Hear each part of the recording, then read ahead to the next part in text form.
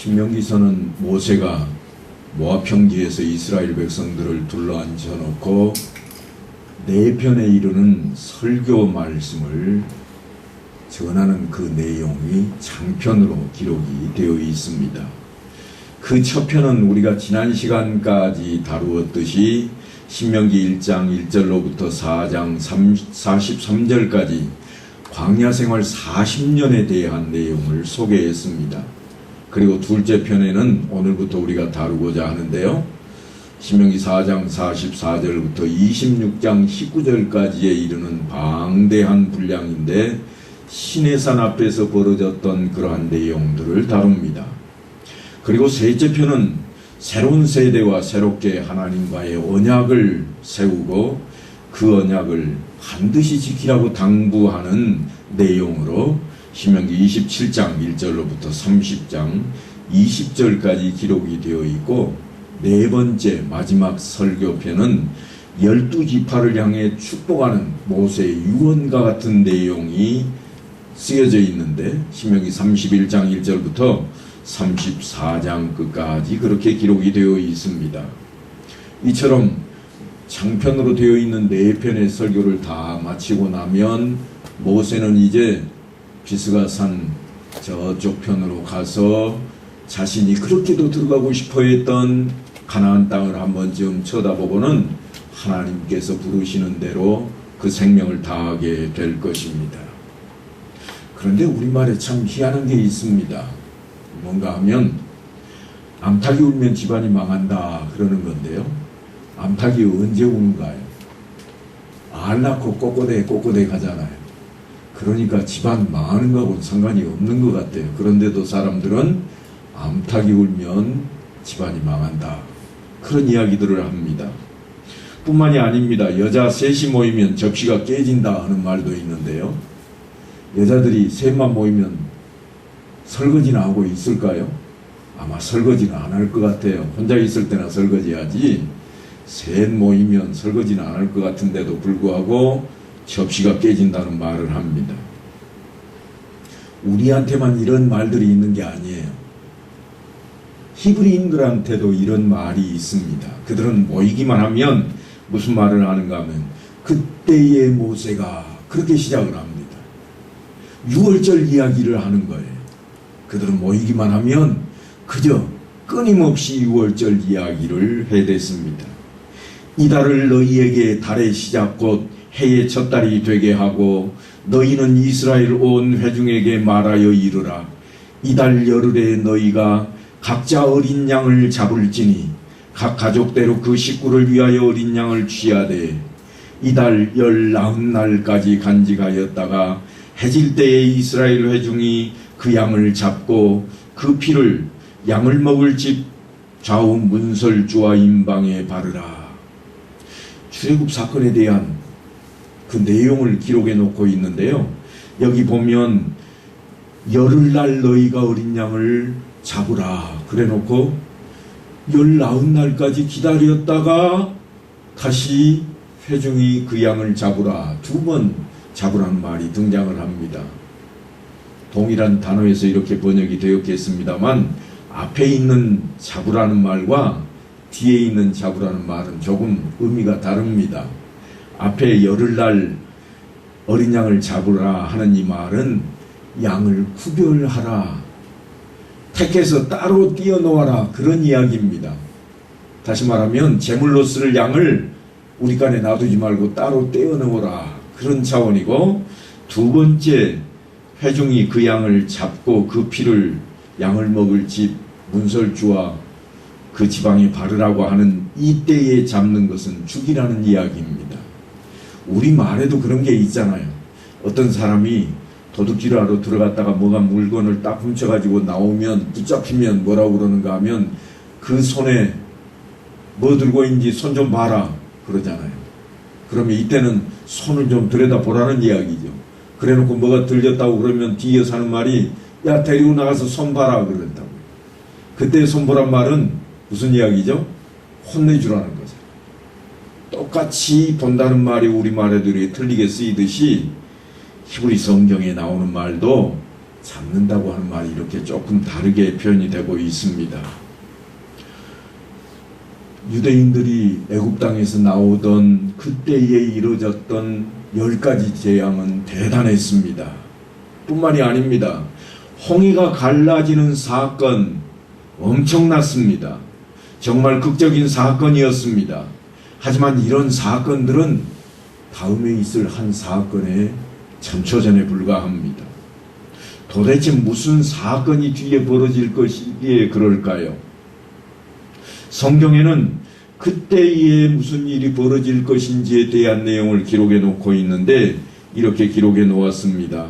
이스라엘 자손이 애굽 땅을 떠난 지 3개월이 되던 날 그들이 시내 광야에 이르니라. 3개월이 되던 날 그래 놓아서 좀 오해의 소지가 생겼습니다. 3개월이 되었다 이 말은 한 달이 30일씩 3개월이면 며칠인가요? 90일이 지난 뒤에 그렇게 우리가 흔히 해석하기 쉽게 되어버렸습니다. 그런데 히브리 원문에는 뭐라고 되어 있는가 하면 우리말로 바꾸자면 세 번째 달, 세 달 되는 그날 그런 표현입니다. 조금 달리 번역이 되어 있었는데요. 우리 개역성경에 이전 가지고 있던 성경에는 이렇게 되어 있습니다. 이스라엘 자손이 애굽 땅에서 나올 때부터 제3월 곧 그때에 조금 더 가까이 번역이 되어 있었습니다. 무슨 말씀인가 하면 6월절은 보름날입니다. 달이 중천에 떴을 때 6월절이 시작이 돼요. 그런데 6월절이 있는 그 달을 첫 달로 삼으라고 그렇게 이야기했습니다. 우리나라도 정월 대보름이란 말을 쓰잖아요. 히브리인들도 그날이 아주 대단히 중요한 날입니다. 왜 중요한 날인가 하면 해방되는 날이기 때문입니다.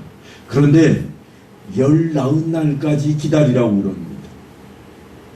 히브리인들은 우리하고 날짜 개념이 조금 다릅니다. 우리는 날짜가 언제 바뀌는가요? 한 밤중에 우리는 바뀌잖아요, 날짜가. 다음날 새로운 시작을 우리는 해 뜰 무렵을 시작이라 그렇게 표현을 합니다만 히브리인들은 해 떨어지면 하루가 시작이 됩니다. 그래서 19날 동안 기다렸다가 그날 저녁 때가 되면 양을 잡으라는 거예요. 그때가 6월절이라는 겁니다. 그러니까 그때가 언젠가 하면 보름달이 뜨는 때입니다. 그렇게 해서 이들이 지나온 그 시간을 계산해 보면 처음 달은 6월절이 시작하는 달이 보름날이었고 그 달 끝날까지 하면 15세 합해놓으면 16세가 되잖아요. 그 다음 달은 온전히 한 달을 지냈으니까 30일 그리고 그 다음 달 첫날이니까 거기에 일을 더하면 47일이 되는 날 사실은 히브리인들이 시내산 앞에 도착을 하게 된 겁니다. 그러니까 우리말 성경에 지금 우리가 들고 있는 성경에 3개월째 되는 날이라 그렇게 되어 있지만 정확히 따지자면 47일이 된 때에 그들이 시내산 앞에 머물게 되었습니다. 그런데 그때 일어난 사건에 대한 성경이 이렇게 기록이 됩니다. 그들이 르비딤을 떠나 시내 광야에 이르러 그 광야의 장막을 치되 이스라엘이 거기 산 앞에 장막을 치니라 그랬습니다. 거기 산이 어떤 산인가 하면 호렙산이라는 산인데 우리가 흔히 말하는 시내산입니다. 동일한 산을 그렇게 부르고 있습니다. 이 시내산은 하나님의 산입니다. 그리고 그 산에서 목자로 있던 모세를 하나님께서 부르셨고 모세를 통해서 출애굽을 명령하셨던 그 산입니다. 히브리인들을 데리고 나오라. 하나님이 그렇게 명하셨던 그 산입니다. 그 산 앞에서 모세에게 하나님께서 아주 비장한 말씀을 전하십니다. 뭐라고 그러시는가 하면 세계가 다 내게 속하였나니 너희가 내 말을 잘 듣고 내 언약을 지키면 너희는 모든 민족 중에서 내 소유가 되겠고 너희가 내게 대하여 제사장 나라가 되며 거룩한 백성이 되리라. 너는 이 말을 이스라엘 자손에게 전할지니라. 이것은 이스라엘 백성과 하나님께서 시내산에서 맺은 언약에 대한 내용입니다. 하나님께서 바라시는 그러한 나라에 대한 이야기입니다.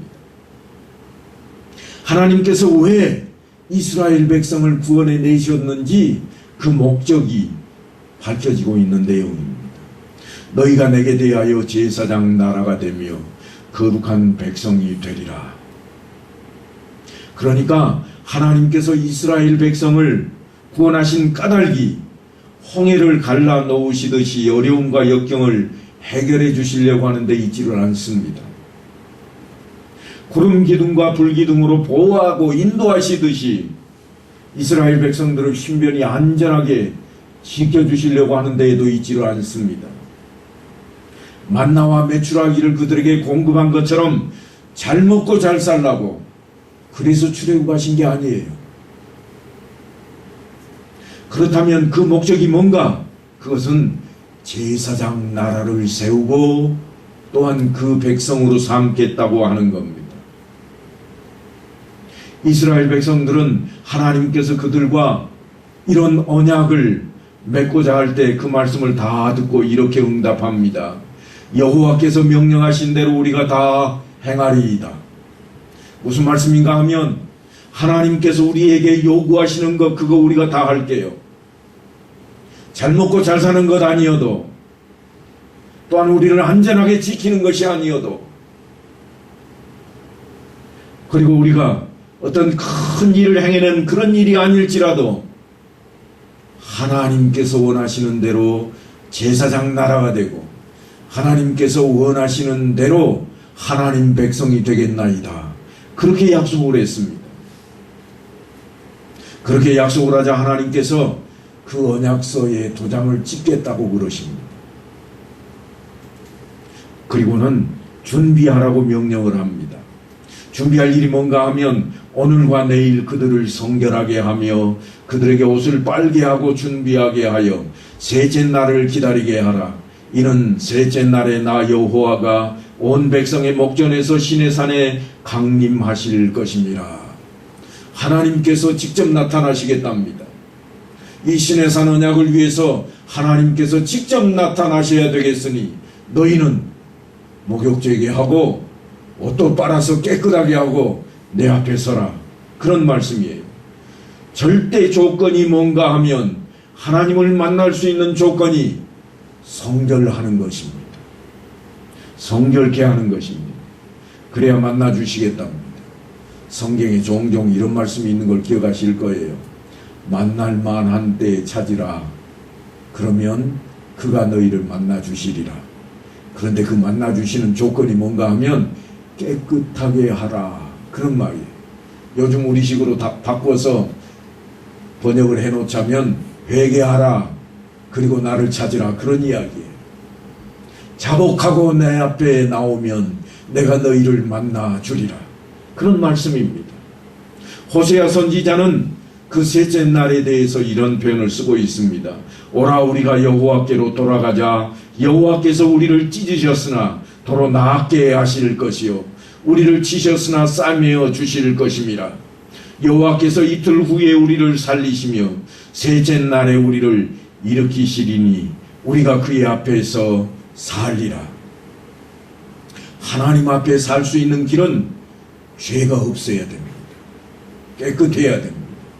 그래서 하나님께서는 지난 시간에 말씀드린 것처럼 모세일지언정 하나님이 지나가실 때 앞에 서지 못하게 하고 가리웠다가 지나가고 난 뒤에 내 등을 보도록 해주겠다. 그런 말씀까지 하셨잖아.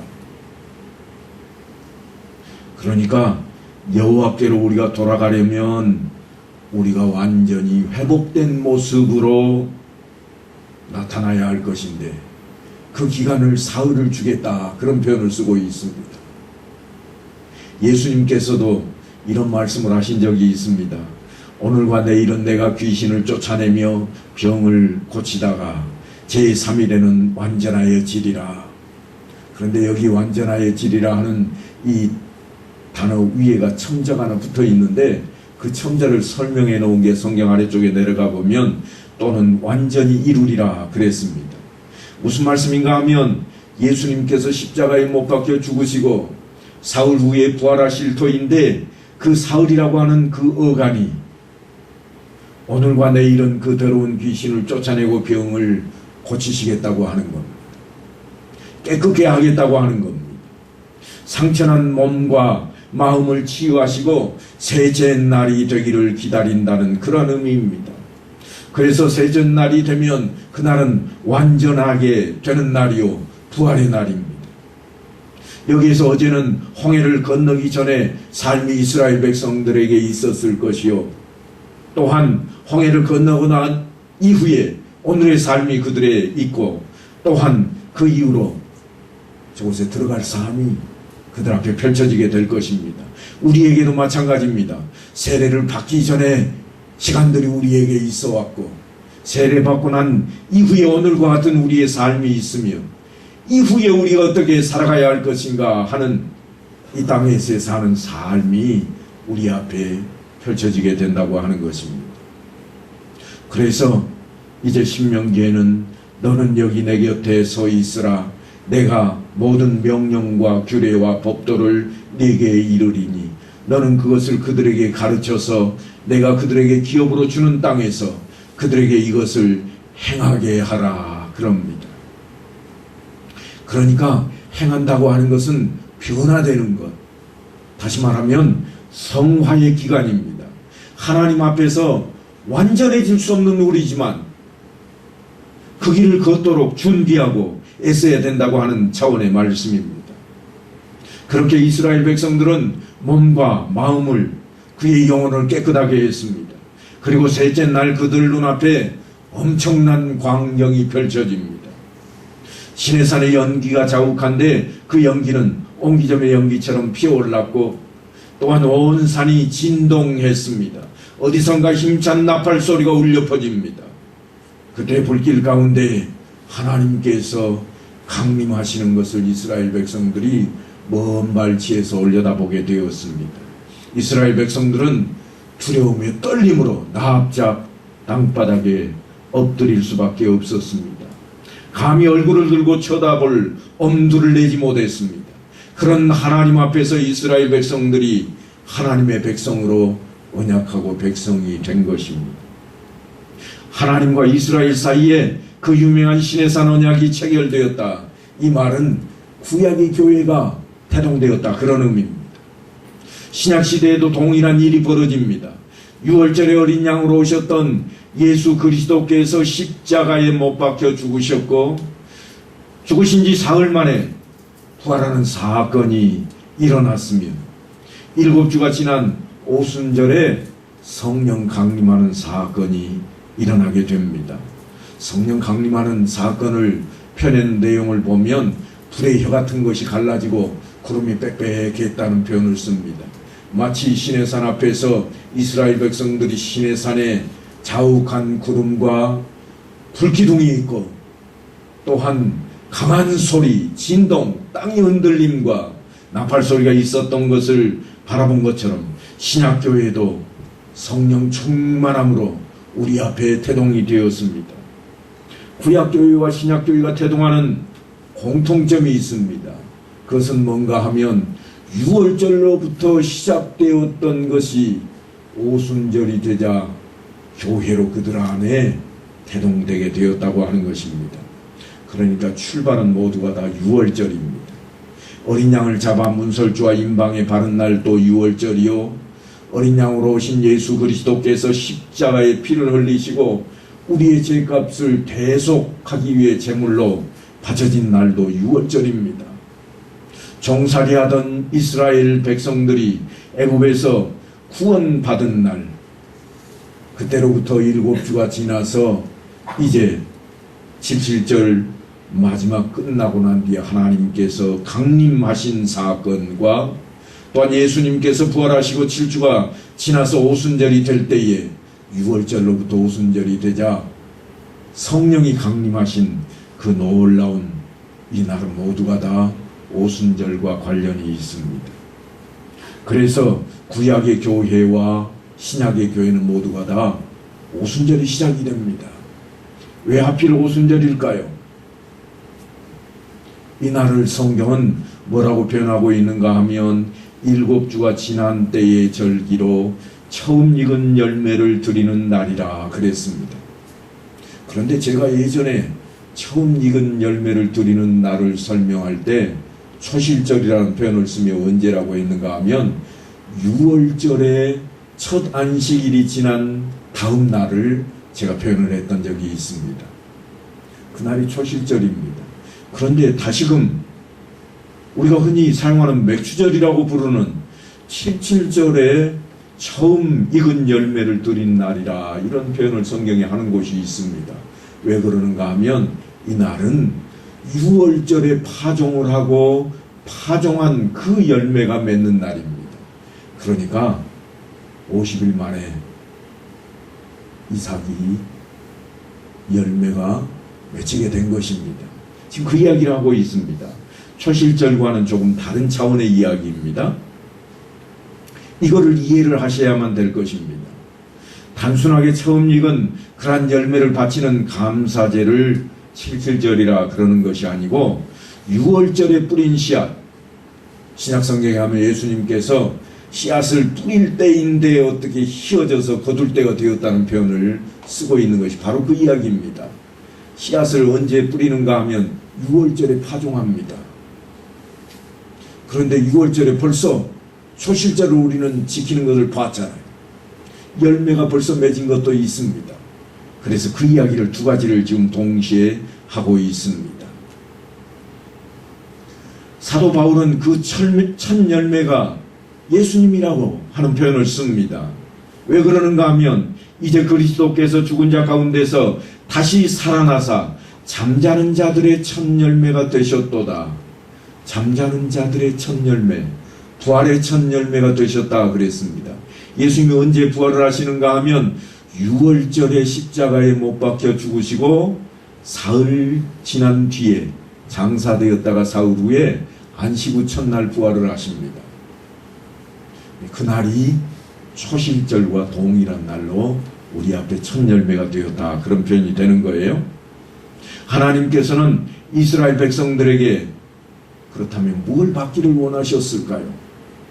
지금까지 무슨 일들이 있었는가 하면 애굽에서 그들이 빠져나올 때 10가지 재앙이 엄청난 사건이 있었고 6월절 사건, 애굽의 그 장자들과 짐승들의 첫 새끼는 다 죽고 있는데 양을 잡아서 문설주와 문지방에 피를 바른 집은 그냥 지나가는 놀라운 사건을 그들은 대했습니다. 또 홍해 바다가 갈라지고 그것을 건넜는데 유대인들은 다 건너고 뒤쫓아오던 애굽의 군대는 모두 수장되는 사건도 그들이 만났습니다. 그뿐이 아닙니다. 마라와 르비딤에서도 사건이 벌어지고 물이 어떻게 바위에서 샘솟고 그들이 그 물을 먹을 수 있었습니까?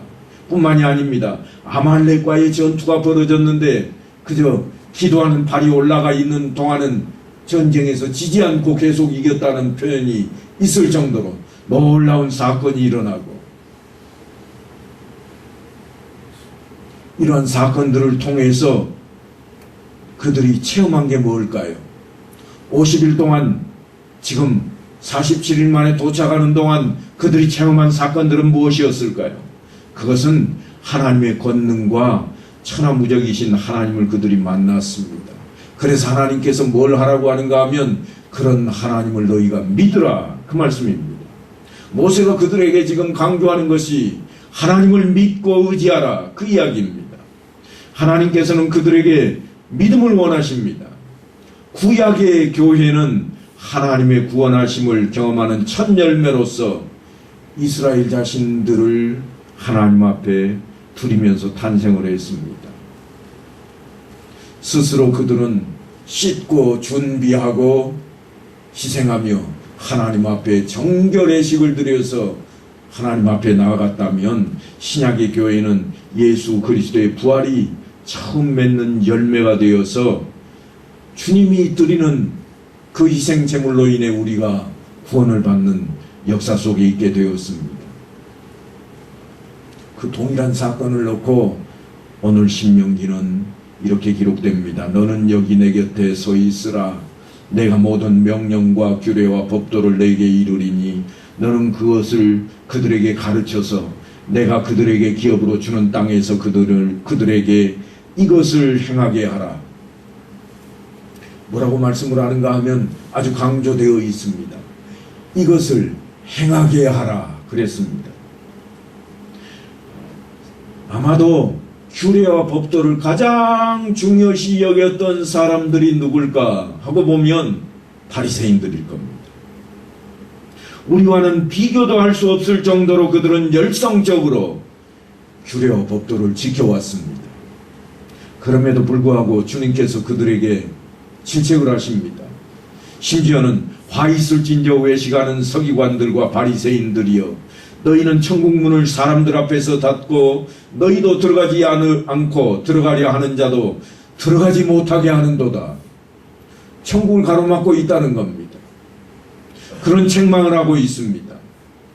분명히 그들이 우리보다도 훨씬 더 잘 지키고 있는데, 더 열심을 다하고 있는데 무엇이 잘못되었을까요? 그들은 그 말만 지키면 된다고 생각을 했습니다. 그러면 복을 받는다고 생각을 했습니다. 처음에 시작할 때 제가 말씀을 드렸습니다만, 그들이 언약한 것은 그들이 잘 먹고 잘 사는 복의 근거가 되질 않습니다. 그들이 안전하게 지켜지고 병들지 않는 데 있지를 않습니다. 오직 제사장 나라가 되고 하나님의 백성이 된다고 하는 데 있었습니다. 그런데 그것은 놓쳐버리고, 그 하나님의 명령은 놓쳐버리고 그저 엉뚱한 거 붙들고 있는 겁니다. 그들은 십계명을 2134개 조항으로 확대해서 더욱 잘 지키려고 노력을 하고 열심을 다했습니다. 그러나 그 결과 그들은 참혹한 것으로 그들이 함정에 빠져버리고 말았습니다. 주님께서 그들에게 분명하게 말씀을 전합니다. 하늘에 계신 내 아버지 뜻대로 행하는 자라야 들어가리라. 너희들이 생각하고 있고 너희들이 가지고 있는 그것 가지고 들어가는 게 아니라 아버지의 뜻대로 행하는 자라야 들어가리라. 그들은 그들이 가지고 있는 전통, 그들이 가지고 있는 계명을 너무나 중요하게 여겼습니다. 물론 계명이 잘못되었다는 이야기가 아닙니다. 그 전통이 잘못되었다는 게 아닙니다. 그들이 해야 할 것을 하지 않는다는 겁니다. 분명히 그들이 행동으로 옮겼어야 되는데 행동을 하지 않고 있습니다. 하늘에 계신 내 아버지의 뜻대로 행하는 자라야 들어가리라. 하나님 뜻대로 행하는 자가 되어야 됩니다. 그러기 위해서는 말씀대로 살아야 됩니다. 하나님 뜻이 무엇인가 하면 사도 바울이 우리에게 이렇게 전합니다. 항상 기뻐하라, 쉬지 말고 기도하라, 범사에 감사하라. 이것이 그리스도 예수 안에서 너희를 향하신 하나님의 뜻이니라. 복잡한 것 같지만 아주 단순합니다. 너희 안에 이 마음을 품으라. 곧 그리스도 예수의 마음이라.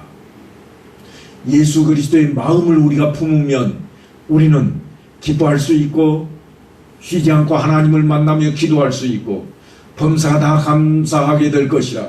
지금 그런 이야기입니다. 지금 그 이야기를 모세가 백성들에게 요구하고 있습니다. 그런즉 너희 하나님 여호와께서 너희에게 명령하신 대로 너희는 삼가 행하여 좌로나 우로나 치우치지 말고 너희 하나님 여호와께서 너희에게 명령하신 모든 도를 행하라. 그리하면 너희가 살 것이요 복이 너희에게 있을 것이며 너희가 차지한 땅에서 너희의 날이 길리라. 그걸 지키는데 그치라고 한 게 아니라 행하기까지 하라고 지금 요구하고 있습니다. 저녁 때 지는 햇빛을 우리는 뭐라고 그러는가 하면 낙조라 그럽니다.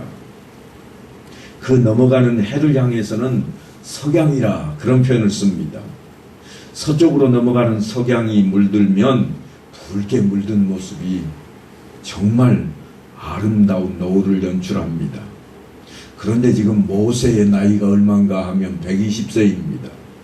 그가 이 아름다운 석양처럼 엄청난 모습으로 이스라엘 백성들 앞에 감동을 줍니다.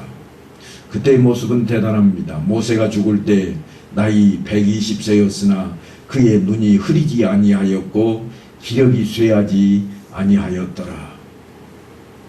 모세는 마지막 힘을 다해서 시내산 언약의 핵심적인 내용을 광야에 살았던 출애굽 세대와 또한 이어서 광야에서 낳고 자라 제사장 나라로서 젖과 꿀이 흐르는 가나안 땅에 들어가 살아가야 할 만나 세대를 위해 이스라엘 백성들에게 이렇게 전하는 겁니다. 오직 여호와만 섬기고 하나님의 말씀을 지켜 행하며 하나님의 백성이 되어 하나님의 보호하심을 받으라. 너희는 거룩한 하나님의 제사장 나라요 너희는 하나님의 백성이라. 그러니 이 시내산 언약을 가르치고 지키게 하라. 그것이 너희가 살 길이라. 그런 말씀입니다. 사랑하는 성도 여러분, 모세가 이 말씀을 전할 때 특별히 강조한 부분이 있습니다. 그게 뭔가 하면 이 언약은 여호와께서 우리 조상들과 세우신 것이 아니요 오늘 여기 살아있는 우리 곧 우리와 세우신 것이라 그럽니다. 이스라엘 백성들에게 아브라함은 너무나 중요합니다. 이삭이 너무나 중요합니다. 야곱이 엄청나게 중요합니다. 왜인가 하면 하나님께서 그들의 조상인 아브라함과 언약을 세우셨고 그들의 조상인 이삭과 언약을 세우셨고 그들의 조상인 야곱과 언약을 세우셨기 때문입니다. 그래서 그들이 하나님을 부를 때마다 아브라함의 하나님, 이삭의 하나님, 야곱의 하나님 그러는 겁니다. 요셉의 하나님이라고 들어보셨습니까? 훨씬 더 요셉이 대단할 것 같지만 요셉의 하나님이라고 부르지 않습니다. 왜냐하면 아브라함과 이삭과 야곱에게는 내 자손이 하늘의 별과 같이 바다의 모래와 같이 그렇게 번성하리라 약속하셨고 가나안 땅을 가리켜서 이 땅을 너희에게 주리라 그런 약속을 하셨지만 요셉에게는 그렇지 않았기 때문입니다. 그래서 모세가 지금 외치는 말씀이 아브라함과 이삭과 야곱에게 맹세하신 그 언약이 그걸로 끝이 아니다. 이제 우리 앞에 시내산 언약으로 우리와 하나님 간에 이 언약이 세워지고 있다. 그러니 잊지 마라 그 이야기입니다. 지금 이 언약은 시내산 언약은 너희는 하나님의 제사장 나라가 될 것이요 너희는 내 백성이 될 것이라는 이 약속은 아브라함에게 하셨던 약속이 아니라 이삭과 야곱에게 했던 그 언약이 아니라는 겁니다. 지금 언약을 갱신하고 있는 이 자리에서 모세가 외치고 있는 것은 우리와 세우신 것이라.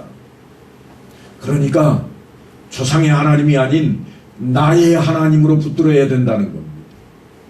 조상들이 어떻게 지켜왔는가 하는 것이 중요합니다만 그것보다 더 중요한 것이 우리가 어떻게 할 것인가.